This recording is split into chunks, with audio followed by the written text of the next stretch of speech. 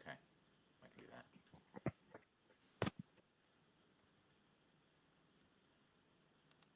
How are you guys feeling? Feeling good? Excited? Yes. Yes. I'm tired. I'm in Vancouver. This is like absurd hour. Wait, what time is it? It's 8 a.m. in the morning. Oh wow. He That may is have been early. up until after 2 o'clock in the morning, if my messages are any indication. Yeah, there's a bit of that too. Oh my gosh. Why were you up so late? Why didn't you get sleep? Just a long list of things to do. Yeah, and a bit of polishing on what we're going to walk through today. I spent some time on that, so Quite cool.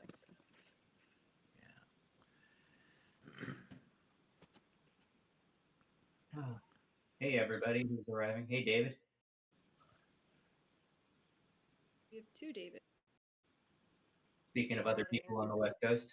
It's also pretty early around my place out in the Fraser Valley. So You're in the Fraser Valley. I'm trying to make coffee. I'll be better in a minute. Yeah. Fraser Valley, Oh, Ben has you're his close to coffee me. too. Yeah, I'm out in the West also. Are you Nice. are you the guest speaker today? I am, along with Oh, Ben. wonderful. I'm looking forward to it. It's going to be good. It's really good. I previewed it. It's amazing. I didn't have always time to too do much. wasn't able to do the readings for this one. It's all right. We'll get you up to speed. Yeah. Lovely. Yeah, it's interactive, so the readings are like good context, but you don't need them. It's No. it's gonna be like a good like interactive session. It's going to be hands-on. Is that what Yeah. kept you up late preparing? That's wow. Yeah. But this is this beginning of something huge, so I wanted to make it perfect. So this is actually the public unveiling Wow. of Oh, this big project that we're launching, and this is going to be our final focus group and polish before we blast it. So I didn't know that. yeah. So all Now of your we input should is feel good. special. We should. You are special. Yeah, you are. And look who else is here. There's Colleen.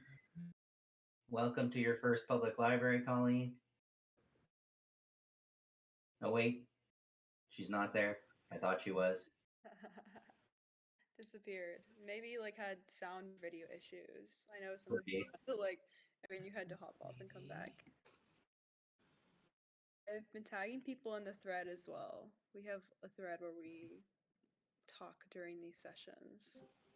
Can't hear. Oh, we hear you, Colleen. Yeah, I see her green bubble, but maybe exiting out and going back and going in again. No. I thought I heard her say, can't hear. Ooh, David. Dog. Oh, Oh, my always God. a good start to the library. Yes. Oh my god. Does My anyone dog's on else the have floor. any? I can't point the camera at her from here. Oh no. I was gonna ask if anyone else had any other animals they wanted to show. Wait, here. Maybe I can pick up my camera. Hey, Rosie, where are you? You're just being lazy. Are you seeing Ben, by the way? I'm just seeing a spinning wheel. Yes, we Oh, do. I see didn't- them. Yeah. I like how for the second library session in a row, it's like show and tell before we start. Last week it was plants. Everyone Yeah. was showing their plants. Now they're showing their pets. Honestly, we should probably have like a weekly like decision, like what's the show, like what, like just kind of like a fun librarian things. Weekly show and tell of something. Hey, Madison, can you see Ben? I can see Ben, yes. Okay, good. I can't for some I reason. was really motivated to get some new plants after listening to last week. You all inspired me to try to keep some alive. Keeps them alive. I can relate. It hasn't been going well in the past, but Oh, yeah. I'm reinvigorated. I can. The Sorry, go ahead. No, I was Speak just gonna say the plants I'm planning to keep alive are just grass outside my house. Sure, So fine. I can't take any of the credit, honestly. It's my partner who does all the plant to life giving. dang, look at John's plants. Yeah, Yeah, I live in a jungle. he really Oh, does. I'm actually amazed. Does it take a long time to take care of plants, especially when you have so many? I have two LED panels in my living room, 6,000-watt LED panels, and so I would have to try hard to kill them. Frankly, they're like growing my out of God. cracks. They love it. The That's watering is crazy. the time-consuming part, I would guess. 10 minutes once a week. Those too are bad. like grow Once lights. a week. Pardon me? Proper grow lights is what you're talking about. Those Well, panels. Yeah, they're LED grow panels. That Yeah. mean? Wow, amazing. Yeah, it just makes my living room like really bright. Big people Marcus Redwood. How can I be connected on another client? Huh. Nice marshmallow mushroom world. That's so cool. Right. Well, I have an LED grow light, but it's for my chameleon. Keeps all of her plants in her cage alive and happy and growing and thriving. But I did Sadie, just just so plant you a bunch out know, front. Sadie, just so you know, you're unmuted. Just so you I can. think she can't mute. hear us. Oh, okay. I'm That's texting with her, telling her. Oh, okay. Cool, cool. Just wanted her to know. Yeah, I can also text her as well. I was hoping that we do see some new faces. I was hoping we get to say hi to them first. I see Kay here. I also and also Colleen, of course. So would like to a chance for everybody to kind of meet them, just kind of say hi real quick before we just kind of start the session, hand it back to Madison and John and Ben. Hello? Hello? Hey, Colleen, we hear Hello. you. Can you hear us? Yes, yes. Hi, I'm Kay. I'm currently in Shanghai, and I'm very happy to be here. Yep. It's good to have you here. Thank you for coming. Thank you. Wait, who else did you say is new? So Colleen, which is Sassy Sadie, but I don't think we're able to hear her. So you guys can also talk give a little intro of yourself if you're new or haven't been around. In the thread, which we will be tagging you into the Discord. And yeah, and I feel like we can start a session anytime soon. So I'll leave back to Madison. Okay, cool. Yeah, I think we're ready to get started. So, hi. If you were here last week, it's great to see you again. If you were not here last week, it's nice to meet you. My name is Madison. I'm right now based in New York City, and I'm one of the co-founders of the Dream DAO, where we train Gen Z to use Web3 to do good in the world. Oh, I lost Madison's audio. Yeah, Oh, me can too. you hear me? Oh, now you're back. Okay, so yeah. So this will be my second time facilitating a library session, and I'm really excited for this session in particular because Lynn and I previewed it last night, and I think your minds are going to be blown by what they have prepared for you, John and Ben. And also, Ben is one of the moderators, and he was one of my very first Twitter friends, and he is so brilliant and kind and amazing. So, I mean, I'm sure you all already know and love him, but you all are in for a treat with that. So in terms of just the housekeeping things, I'm sure most of you already know, the call is being recorded, and there's a thread we will tag you.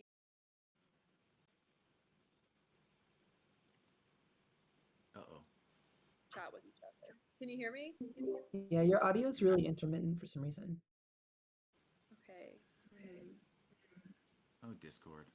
Yeah, I know. Discord always gives problems. We love Hear me? Okay. issues. We can hear you now. Okay, Yeah, just let me know if you can't for some reason, and then I'll pause for a second. But also, we'll send another reminder about this, but we have a very special call next week with the Singapore Deputy Secretary of Industry and Information. His name is Aaron May. Madison, your audio went out again. Okay. And it's Yeah, we back. just have a special. Okay, we have a special session next week, and it'll be hosted on Zoom for this one time only. I'll send the link in a minute so you can save it, but we'll send another reminder about that as well. And then for today's session, we have two incredible moderators.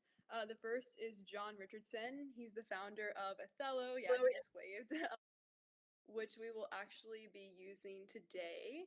And when I say this next part of his bio, you're going to be like, what the heck? I'm super impressed. He is a mathematician, lawyer, and trained clown. And we got to talk briefly yesterday, which made me really excited to hear more from him today. And as I mentioned, John is joined by Ben West. Ben is a major Gitcoin contributor and OG, and he works on grants and the ecosystem cause rounds. He's very passionate about the environment, as am I, and he describes himself as a campaigner, writer, juggler, and anxious Canadian. And in terms of today's session, if you were here last week for Colton's session, it's going to be similar in the way that it's going to be kind of like a focus group. And the topic today is the Dream of DAO Governance, and which was kind of funny to me because, you know, it sounds similar to Dream DAO. But yeah, they have some questions for you aimed at identifying a collective vision for what optimal governance could look like using Othello. And so I'm going to stop talking now, but John and Ben, go ahead and say anything I miss and introduce the session and take it away. Great. Thank you. Thank you so much, Madison. Well, I have a few little slides that I'll walk everyone through, and then we'll share what we've been working on. And it's basically a large group decision-making process around the vision of what DAO governance could look like. And we're going to be using the Othello platform to do this, collaboration. And this is just the kind of the public unveiling of what we built. And so your feedback and comments are going to be warmly welcome because we're in this kind of last stage of polishing. Would you add anything, Ben? And then I'll walk through the slides. I mean, there's a million different things I could say about, the work that I've done with John in the last couple of years, working with local governments and Indigenous communities with Othello. Just really excited to be here with John in the public library. Like, the library has been such an important place for me and my sort of getting more actively involved in the DAO space. In particular, just like really thrilled that all of you here with us. Special shout out to Pan. I'm super stoked that this just happened to be one of the weeks that Pan was here. Always bummed when he can't make it. And like, just I'm like really eager to sort of see what comes out of this, and just like really curious to hear all of your thoughts about what John and I've been cooking up here. Awesome. Thank you, Ben. And thanks everyone for coming and thanks in advance for all your comments and feedback. So let's do this thing. I'm going to share my screen. Hopefully Discord is going to give me some love. Everybody cross your fingers and toes. Oh, and it's not. I can't share my screen. If you send me your slides, I could share for you, John. Oh, here we go. No, I got it. no. Like Okay, so. great.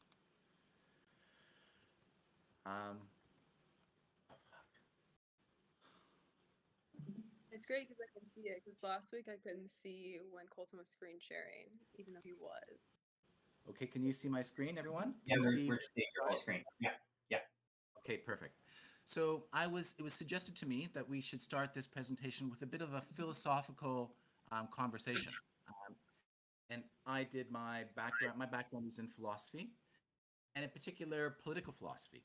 And this is the nature of our conversation today, is governance.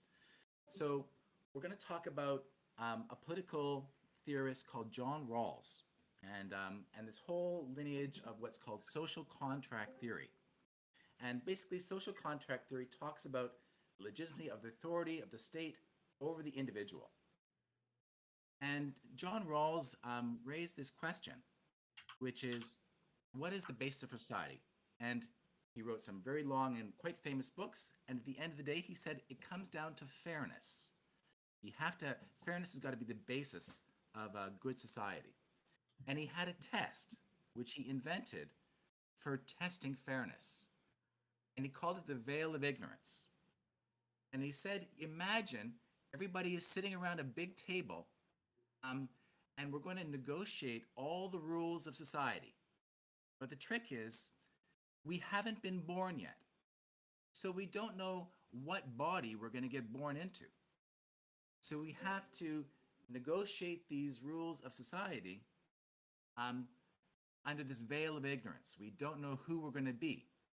And the idea is, if you don't know what you're going to end up as, then you're going to be more likely to negotiate a fair deal, right, in advance. Can everyone hear me? Just doing a sound check. Yes. Can anyone hear me? Yes. Yes, we loud, can all hear you. loud and clear, buddy. Loud and clear. Okay, good. I worry. Okay, Yeah, we'll let you know if we can't. perfect.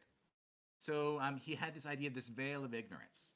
And you can ask yourself certain kind of questions about even today's society.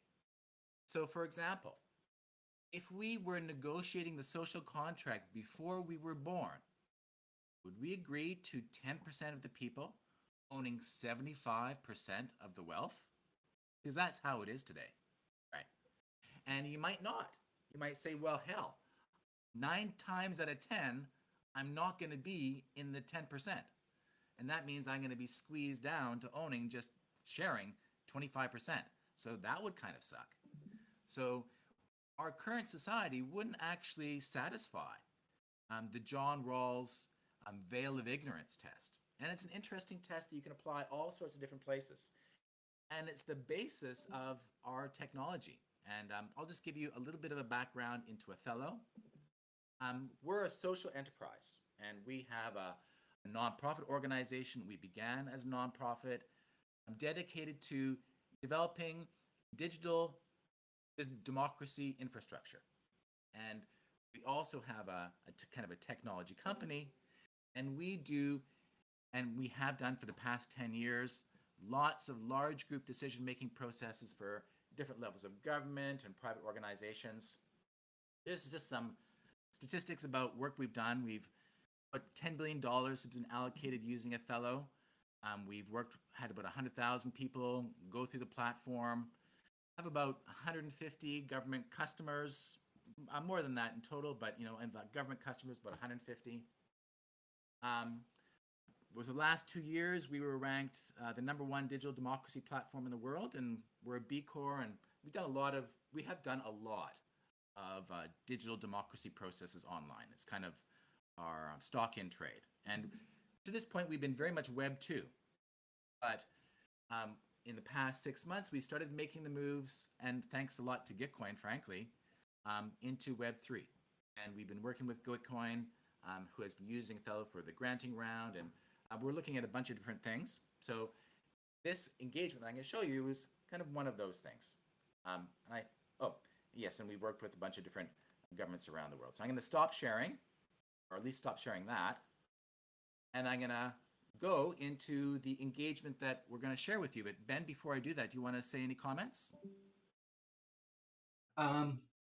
Maybe we should all go through the engagement together, like maybe just a quick intro, but like if I could share the link and then people could go to it and start exploring as we're doing this together. Sure. And I think basically like what I was hoping we could do in the pages ahead is like sort of talk about the topics while we're all kind of giving input on them. So we're not just like heads down working on it, but we're like, doing the process together and talking about it. And I guess as kind of a precondition, like I think we're both looking for input into the questions, directly, but also just at the meta level, like any thoughts you have about how this could be better or different, or like before we share with others, like also just really open to feedback about the process itself and how to improve it. But yeah, I mean, just to take one little step back to just talk about sort of Othello, like most of the work that I did at Othello was around carbon budgets with First Nations and local governments, various cities around the world. And like, I just found it to be such a rewarding thing to be using a platform that has its roots in these ideas of John Rawls, which I think John will tell you a little bit more about in a second, about how sort of the introduction that he just shared sort of ties into the underlying logic of this platform. But like, in a world where algorithms are used to tear us apart, like the fact that John built an algorithm intended to find consensus among people was really what brought me to it. And having worked in climate most of my life, which is such a divisive and difficult topic to find common ground on, like using it to try to find the common ground with so many people, and like actually find like a way forward on difficult issues has just been a really rewarding thing. So I'm just kind of eager to share some of that experience with all of you. Awesome. So thanks, Ben. So I just posted a link in the chat there. Hopefully people can see it, but I'm also going to keep sharing my screen and we can walk through it together. And like Ben said, your feedback is very much welcome. We're going to do one final round of polishes after this, and then we're going to release this into the world, because our hope is that we're going to be able to engage people from all sorts of different DAOs in giving feedback into what is the ideal approach to governance for DAOs. And you'll see as we go through, the questions that we're going to pose are really aimed at kind of surfacing that and coming to a consensus about the direction forward for DAOs. So here we go. Wait, here John, yes. Can you explain a little bit about like how the algorithm works? Because I thought that was really cool hearing about Yes, that. we Last will. night. So I'm going to integrate that into the presentation. But basically, we're going to go through this process, and we're going to vote on a bunch of different things using a variety of different tools. And then what the algorithm is going to do is going to process, analyze all that information, and search through to find a particular outcome that will leave everybody in the group relatively equally happy. So unlike majority vote, where you have some winners and you have losers, because somebody might have 51% and somebody has 49%, so you get a winner and a loser. Unlike majority vote, Othello integrates everybody's feedback and analyzes thousands of scenarios to find the best scenario that will leave people feeling like the process was fair, like everyone was had an equal input. So I'll show you how that works as we go through. Okay. All right. Here we go. So this is just the first welcome page here, and we just talk about Rawls because he's awesome, and it really has informed the nature of the algorithm that I'm going to show you as we go through. So great to read about him. He really was one of the greatest philosophers of the 20th century, and his ideas have had a profound impact on political philosophy, anyone will tell you. So we're going to go through, and we're going to vote on a bunch of things. So on this core values question, you can see that the first question is, what matters to you? What are the core values that matter to you? And you can go through and vote on different kind of key values. The first one is money or learning. Next, we have meaning or purpose, new technology. And we want you to vote on how important each one of these key values is for you. Right? And we kind of identify these kind of 4 core values. And then you can add comments at the bottom. Maybe your particular feelings about why you like one over the other. What motivates you when it comes to getting involved in DAOs? Okay? And as you do that, you'll see in the right-hand side, it starts to give you a dashboard of feedback of what your vote is so far. So as you go through and give input to things, it's going to track that progress on the right-hand side. Ben, would you add anything?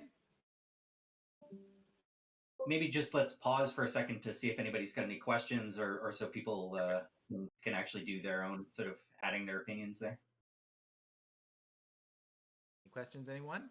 Where's Hi, the sorry, link? I have a question. Oh, sorry, I'm so Yeah. sorry. Yeah. Go ahead. I just wanted to know why money and learning are grouped together, whereas like if you look at meaning and purpose, that's kind of the same thing. Community relationships, vibes, it's kind of the same thing as well. It's such a good question. Yeah, You know what? I agree with that question. It should say money earning, not money learning. I went through and fixed that at about 1:30 last night, and I didn't pay good attention. So perfect pickup. That's my mistake. It should say money/earning, not learning. Okay, thank you. Yeah, it's a good pickup. Thank you. Sorry about that, everybody. Typo. Late night typo. So I'll fix that later before we go public. Any other questions? Yeah, can I ask about so for people, so as a contributor to Gitcoin, but also just kind of as someone who works with the as like establishing a DAO, from this kind of presentation as we're going through this process, how almost like available is what we're this kind of I understand that Dello is pretty far along, but how is this actual kind of DAO consensus building technology? Is that something that we could start to like try in our own DAOs or in our own environments now, or something that's kind of coming in the near future? Well, we're just making. The short answer is yes. Longer answer is we're pretty full at the moment, and we've just done our first Web3 integration. But if you're interested in using Othello for your DAO decision making, that's kind of where we're going. We want to help DAOs with governance and decentralized decision making. So I'm happy to chat, and we can kind of work on something together. So that's kind of part of what this is about, is raising awareness about this kind of approach to DAO decision making. So yes. I'll just add one other thing quickly to, which is Gitcoin in the first section of defense has already been playing with using the Othello tool for some of the grants investigation agency or intelligence agency work, like basically determining which projects are violating policy or not.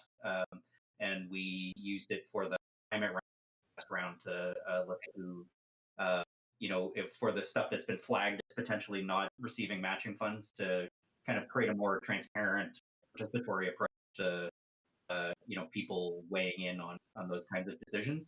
Othello right now is like in the process of doing MetaMask and looking at sort of the build out of what like a Web3 version of the platform looks like. So like one other piece of feedback that's super useful is like what would be useful for you and your one other thing that people might be thinking too is like if you're in more than one, you might have different answers to these questions for kind of like what's most important to you, or like how you feel about all these various different things.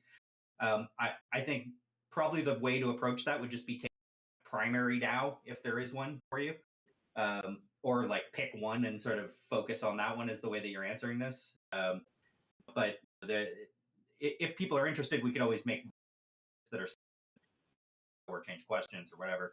I'm definitely happy to help people like play with these tools in various ways. I just find the whole process super interesting. Great. Okay, folks, any other questions before we move on to the next page here? Okay. So I'm going to keep on moving through. So this is the core values page, and you get to vote on everything here, and it should be showing in the right-hand side how you voted on things. And that right-hand side is going to be pretty important as we go forward. So the next one are the top 3 challenges to DAO governance. What are the biggest problems we're facing in DAO governance? How important are fixing the following problems? So you're going to see on the page, there's a bunch of different problems that have been discussed.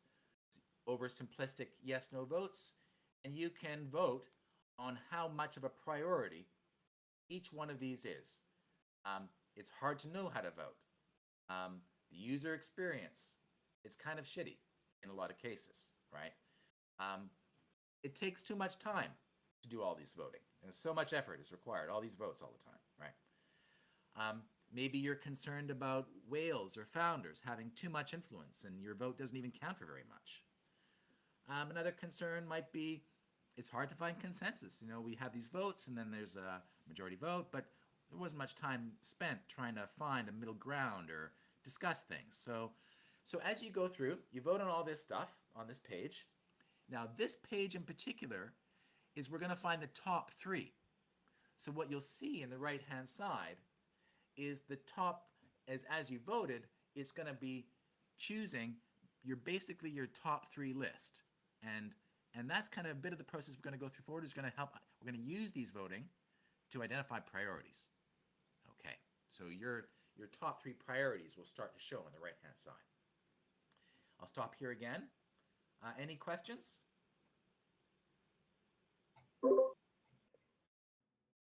Okay. I'm also just curious what people's thoughts are. It's like we don't have to just vote on.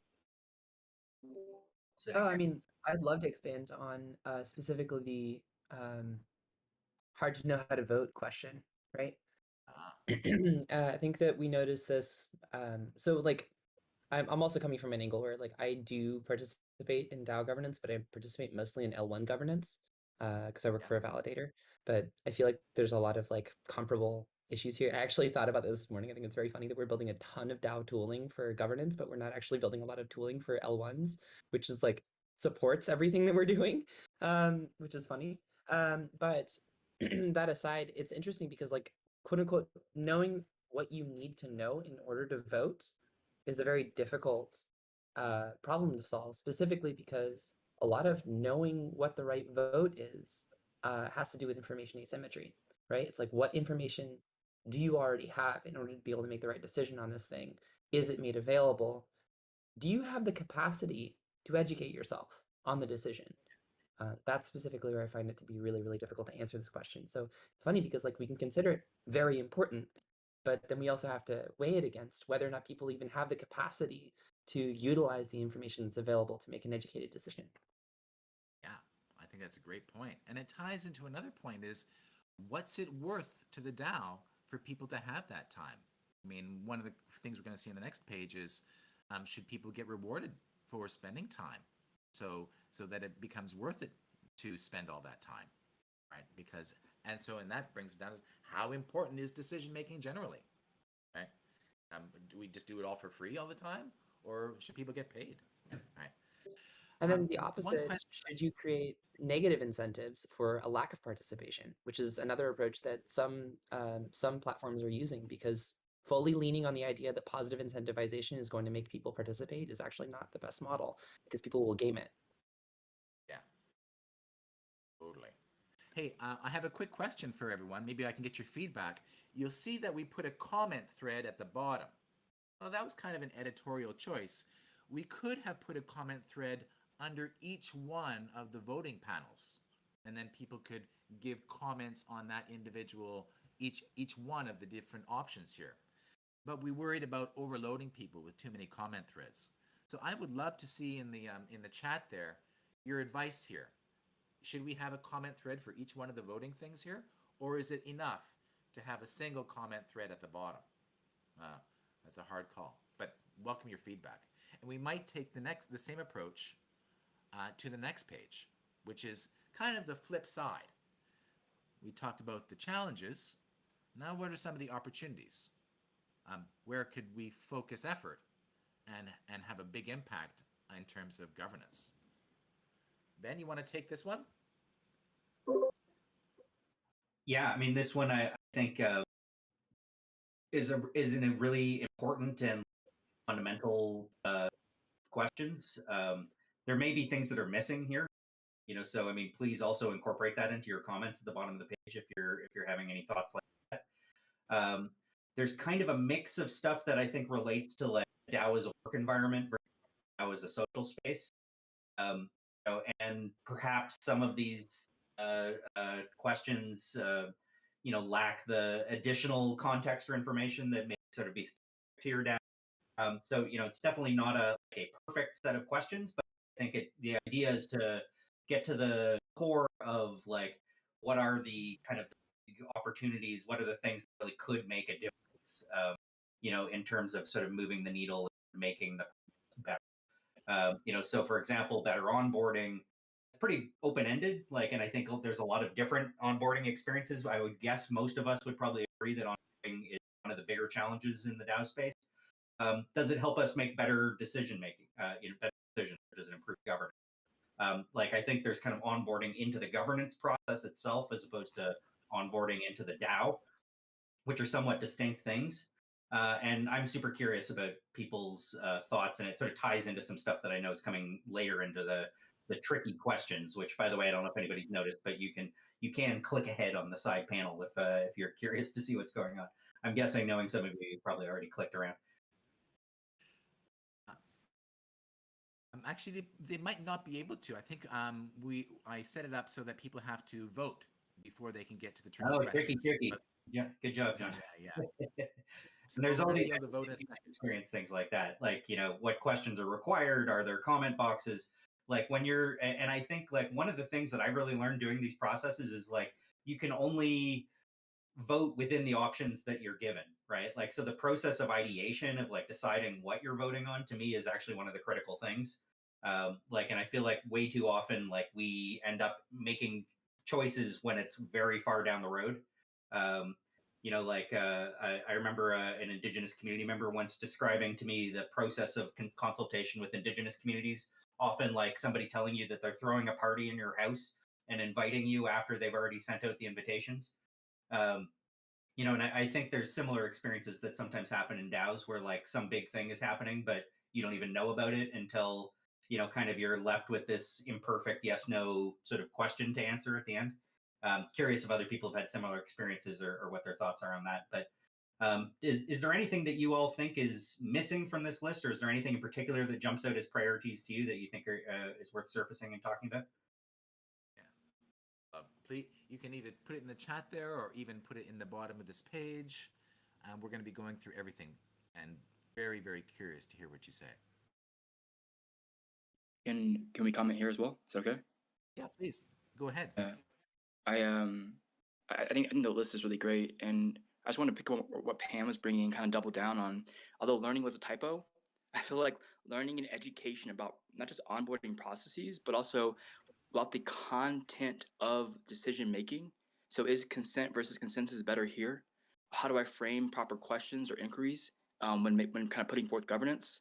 And also, how can I help those in kind of like a global interconnected governance system? Things like language barriers, like this is all in English, right? And so for Indigenous people, or even just for a global kind of context, being able to make decisions and understand the different scales of extremely important to somewhat important to not important in the context of words like delegation or consensus could be deeply complicated or complex for someone to be able to really know how they relate to the content. And so finding right ways in the moment to facilitate understanding and learning as part of the process, I feel like is really something we're trying to figure out how to do better, but could also be important for this kind of for this DAO dreaming kind of process as well. How do I understand what we're actually talking about when we say the word deliberation, so I can understand how to relate to that? That's a super good point. You know, so what you're seeing on the screen there is a custom consultation process, kind of a custom workflow for a decision. And when we work with communities, such as Indigenous communities, using the platform as an education tool to ensure maximum accessibility to different members of the community is always really important. So, you know, sometimes we did one with Indigenous community recently where we did focus groups with the elders in the community, and they sat down with youth and they went through it together, and they identified kind of ways that there was assumptions about certain words being used. So making sure that the tool is an educational platform so that it is giving people the information they need in order to make a good decision. It's one of the hidden types of work, actually, that you have to do when you're doing one of these processes. One other thing I would add too is that often the comment threads become a conversation where there's learning opportunities, like where people will pose questions and then others will answer them. And often when we're working with like a local government, we'll encourage members of staff who are kind of holders of knowledge to make themselves accessible and available to like sort of be answering those questions and providing feedback, context. We often also try to like incorporate a bunch of drop-down menus, you know, kind of related to each of the questions, so that there's kind of the bite-sized bit, but then a deeper dive that you can take if you want to know more about something. But you know, there's always limitations as well, like language or accessibility of technology or electricity. You know, in some communities, we've had to do like printed paper versions in large font for, you know, people, you know, who may have like bad eyesight or lack of access to technology. You know, sometimes we actually do these with like somebody over a phone who's asking the questions and inputting it. But the interesting thing is we're always taking that data and putting it into the engine so that that algorithm can still try to find the consensus points, even if the data entry is coming in a variety of different ways into the same place. Yeah, totally. I just might add one more point. Often cities will not only use the software we provide, but they'll also ask us to engage a representative sample. So we will do marketing techniques such as digital advertising or mail drops or posters to engage people in the community, and we test the demographics as the process proceeds to make sure that we're hearing from all the different kind of segments of the community, and that the results will be balanced, and we focus more marketing on underrepresented segments of the community to make sure that we give a nice representative sample in the end result. On this page, you'll notice that the theme of this page was also the top three.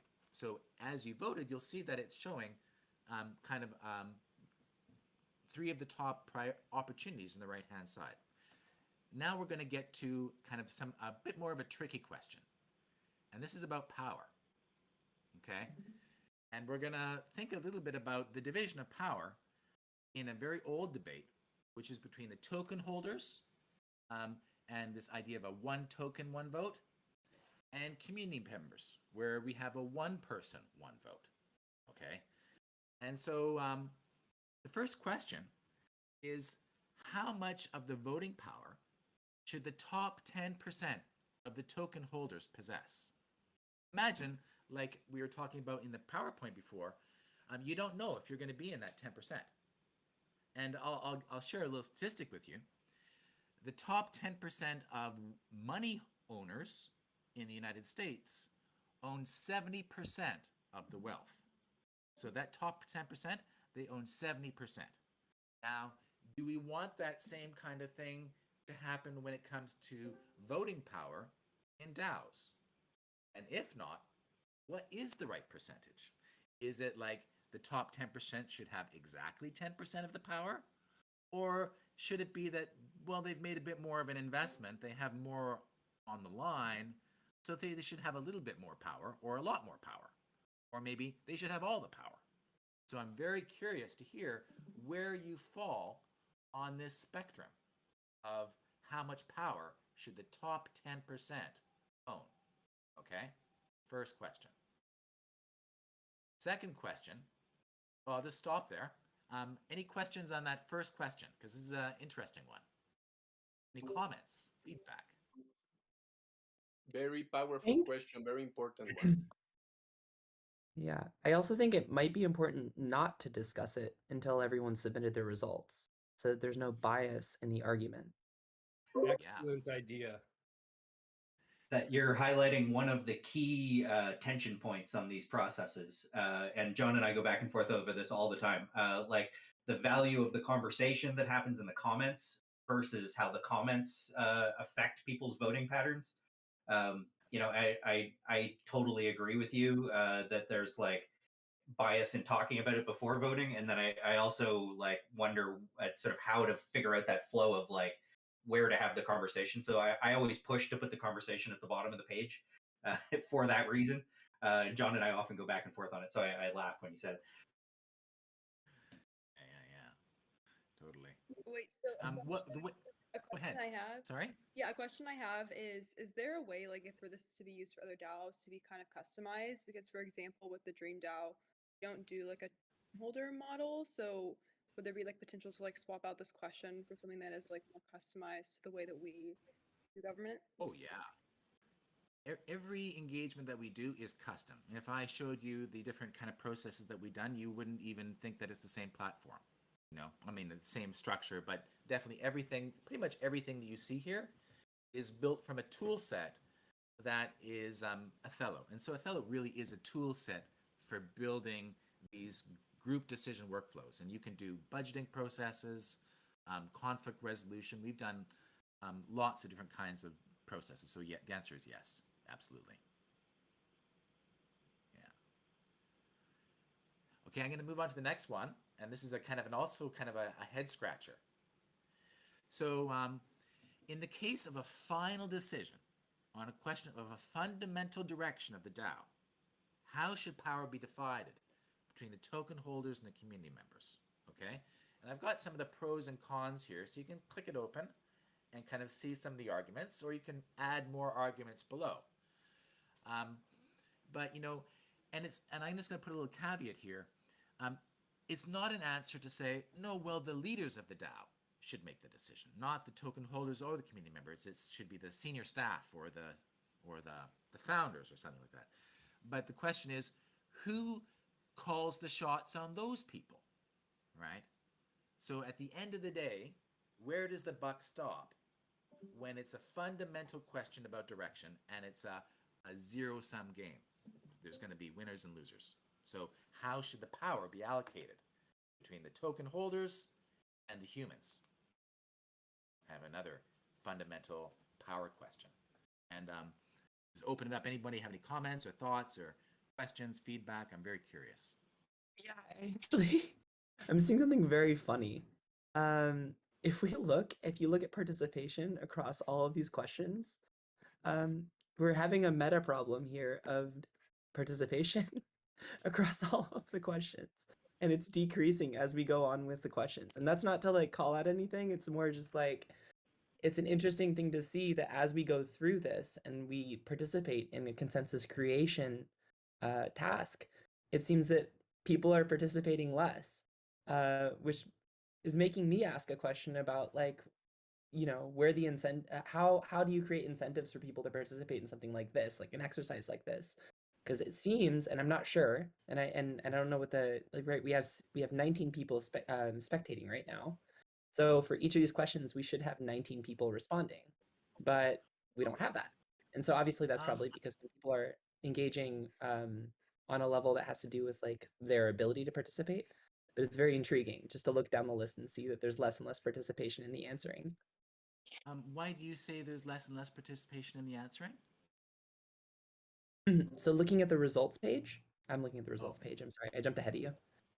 Sorry, the results aren't instantly updated. So we have it on, yeah. So in my right-hand side, that is my personal results. That gets updated in real time. But when we get to the collective results page, that usually updates on an hourly basis. I'll run a refresh, or I'll get Ben to run a refresh in the background when we get there. But I hope that we don't lose too many people. You are correct, however, that the fundamental question you're asking is, well, what about participation? Participation does fall off the more work is required, and it happens in public hearings. It happens in democracy. It's kind of a fundamental problem of democracy is why should people spend all that time working, right? And my personal view, and this is kind of the basis of the DAO that we're setting up, is that people should be compensated for their participation in decision-making processes. And this is kind of the foundations of the token that we're going to be releasing, is to compensate people for good participation in group decision processes so that we can create a bit of an economy and truly appreciate the importance of decision-making. Because I think one of the reasons why this world is going to hell in a handbasket right now is because we're not inviting people into decision-making processes, and we're not giving them the time and resources they need to participate productively in those decision-making processes. It's a two-part problem. So it's a great point that you raise. Anyone? I don't mean to derail us. Also, I apologize. I would also ask, could you drop a link to Othello to this document in the chat again? I was having trouble finding it, which is why I personally have had a hard time participating in the voting process. Okay, here it is. Here it is again. Sorry about that. No, it's all good. It's probably me, but in case anyone else is struggling to find the link. Can I share that this last page, this power page, I've had a really hard time. I feel like the nature of the questions and the scale make it hard to vote. So I've been commenting. Also, I feel no clear decision to make. Yeah. And so what may look like abstaining, or not even have the option to abstain, may look like non-participation, is actually, I'm trying to participate by commenting, but it may not actually come about as weighted or a part of the results I don't know how that works, but I just wanted to name something about that, like the ability to show up and bring what you have, but also not be stuck in a decision-making process that doesn't feel, true, or that I find myself in resonance with. So, right, great point. So the engine will calculate. If you don't have to answer necessarily all the questions for the engine to calculate, it will, and your comments will be kind of there for everyone to see as well, and maybe they will affect the votes of other people. But that's a great point. Ben, would you add anything? I was just going to say that basically what you're bringing up is the importance of the ideation phase. Like the participation in deciding what questions are asked can be just as important as the process of answering the questions. And what stakeholders need to be involved. Does everybody feel like the process is fair? Like often these processes will actually be a sequence of processes where you, sort of work with a group of people to determine sort of what is the key problem we're trying to solve. What are the questions that are going to help us get to that answer? Sort of reverse engineering towards like what an ideal outcome from a process will be, not in terms of like getting your version of the outcome that you want, but like how are we going to know that we found a solution that actually is common ground, and how do we make sure that all the right stakeholders are at the table and that their perspectives are involved? Is really one of the biggest challenges. And like I think there's also a process after the end, which we're having a bit of a side thread conversation about it. Like how do you figure out the ideal and appropriate way to compensate people is also kind of a process in and of itself. And what we're exploring is something like the coordinate model, where people are basically making decisions amongst the group about how to allocate resources, and like looking at a variety of different metrics in a way that makes it hard to game, and sort of is constantly being changed to a certain extent. So definitely a lot of things to unpack, and I just love how everybody in this group is like picking up on the things that we've learned from doing these processes, kind of like just immediately. It's cool to see. Yeah, great. And I see people are commenting in here. That's awesome. Ben, can I ask you to run the engine in the background? Just publish the project. I'm going to take people to the next page here. Will do. Yeah. So here we're in the submit my vote page, and basically what we've done here, we've voted on all these different tools, and we've created a short list of the top 3 challenges, the top 3 opportunities I've chosen from these 2 different sliders. And so this becomes my vote. And you can imagine there's actually lots of different kinds of votes that people could submit. It's not just you have 2 or 3 choices. There's lots of combinations and permutations that are possible here. That's kind of an important piece of how Othello works, is that you're not just saying yes or no to a small set of options, but you're building a vision, and that's what you vote with. And the engine was going to take that information and kind of do something unique. So I'll show you. I'll hit submit. This is my vote. I'll hit submit. And now we're on this, what we call the collective results page. And so in this case, I mentioned that there's, we voted on all these different tools. All the different combinations and permutations, there's actually 15,000 different combinations and permutations. There's 15,000 different shortlists that could have been generated from this process.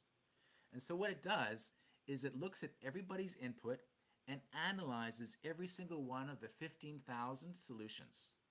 And it tries to find an outcome that leaves people both happy on average, and also where the difference between the levels of happiness is very small, so that you have kind of a clumping of happiness. And I'll just show you this little diagram. On the left-hand side here on the screen, you can see a decision outcome where the people in the red are kind of unhappy, and the people in the green are very happy, and everyone else is kind of in the middle.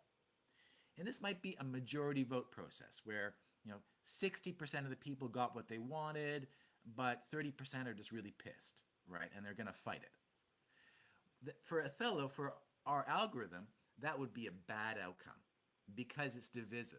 It creates polarization, which creates resistance, which means things will often fail. Those people that are mad are not going to go away. They're still a part of the community. They're going to fight it, right?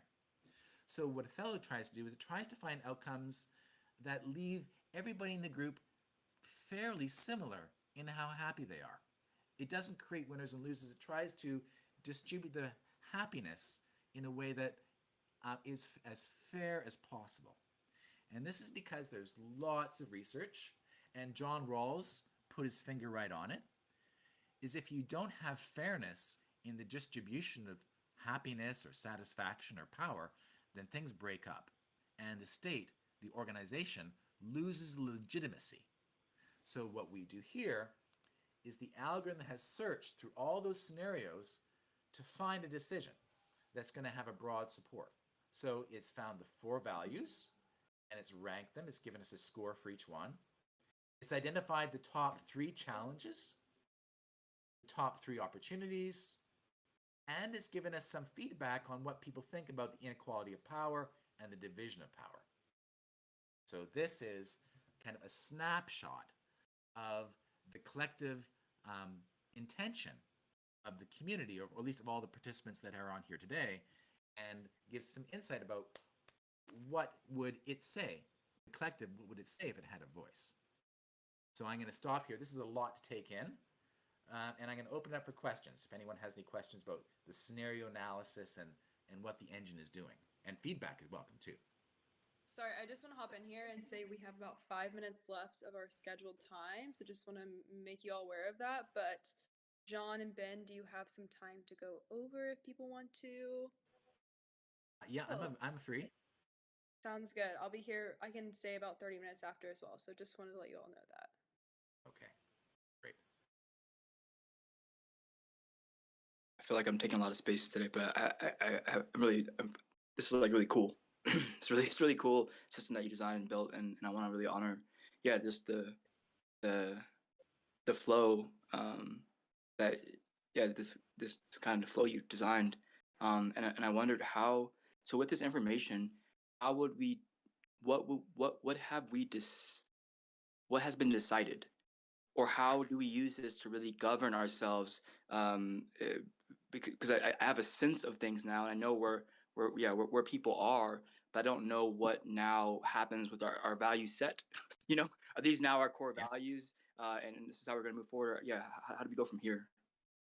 Well, what we've learned, and I set up the engine so that it would always include all 4 of the core values, but we can see that if we are kind of setting a direction, creating a plan, you might think about this as a plan on an abstract level about how we allocate resources in the community.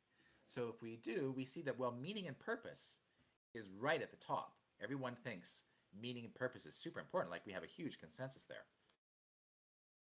And I drill in here. Yeah, I mean, 12 people said that's extremely important, and 4 people said it's very important. So that's pretty much, that's huge. So that would be a guiding light. Meaning and purpose is a guiding light. And we can see that technology is actually surprisingly not that important for people. Okay. So, and then if we're going to identify, well, where are we going to spend our efforts? What are the top 3 challenges that we have to focus on? Because we want to be able to focus, all right, and find out kind of what are the key priorities. So we can see that, whales and founders having too much influence is probably the biggest challenge that people see ahead, which is interesting to me. And bad user experience and hard to know how to vote. So here's where we focus our efforts. We have to focus efforts on improving user experience, and we have to focus efforts on giving people the informational tools on how to vote. This is the path forward for DAO governance. And then we see the 3 opportunities. And these last 2, these are, really important for us to think about when we set up our DAOs and we set up the distribution of power between the token holders and the community members. How much power should rich token holders be allowed to have? And it's very interesting that this 30% number there's been other studies done about what people think the top 10% of people should have, how much wealth they should have. And 30% is a number that keeps coming up. So this is an interesting result. but the reality is that in current society, the top 10% of people own 75% of the wealth.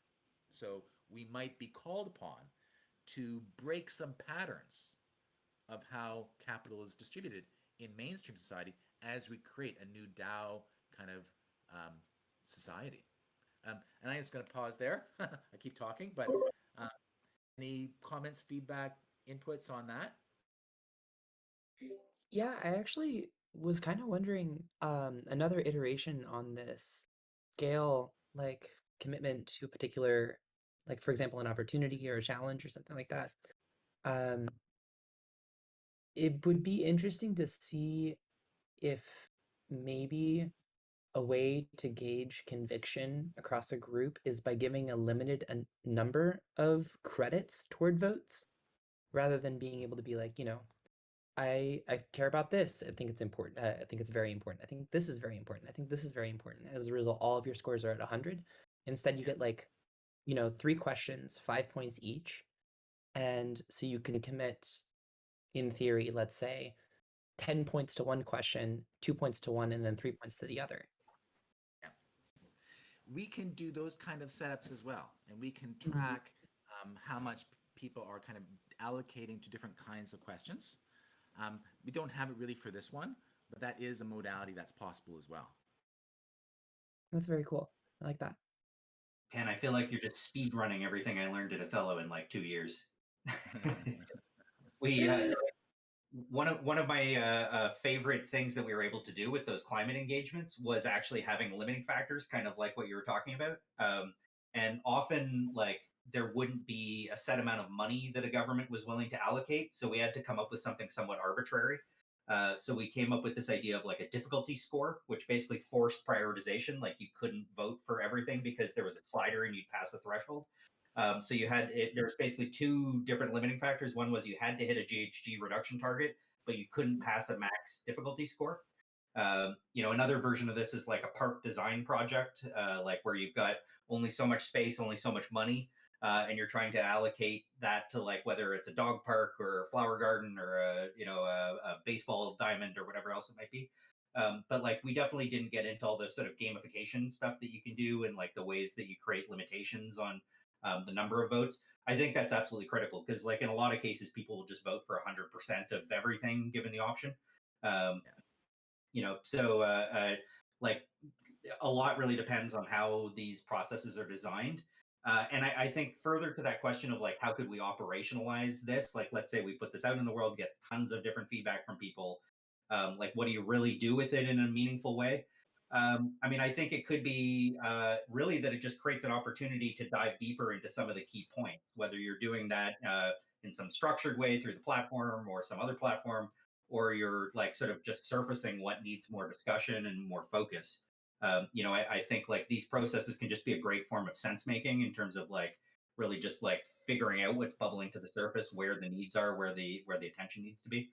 And you could do these processes in much more specific ways as well. Like it could be, instead of just a yes no vote on a question, you could have a set of criteria that you're looking at so that people are weighing a decision against criteria. Is one other approach to sort of how to use this as a sort of multi-step conversation.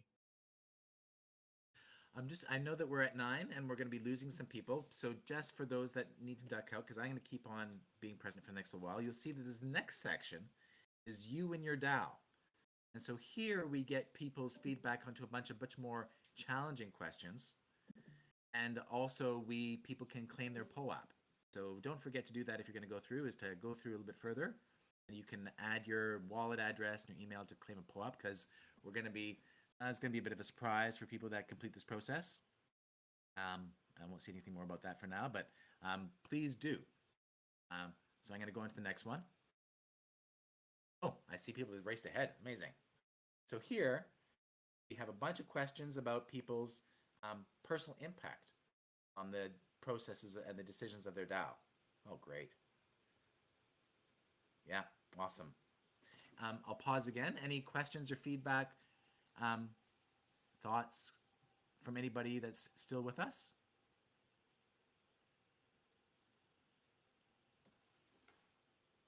I'm just bummed that Ben Percifeld's microphone never turned on. Oh, no. Hello.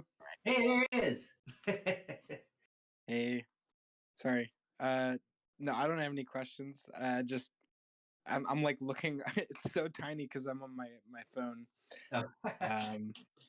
Yeah. No. This is an incredible. I filled out the thing as well. I think this is such an interesting framework of like finding, like minimizing or maximizing fairness as a way to like create consensus. I really like this. This is really cool.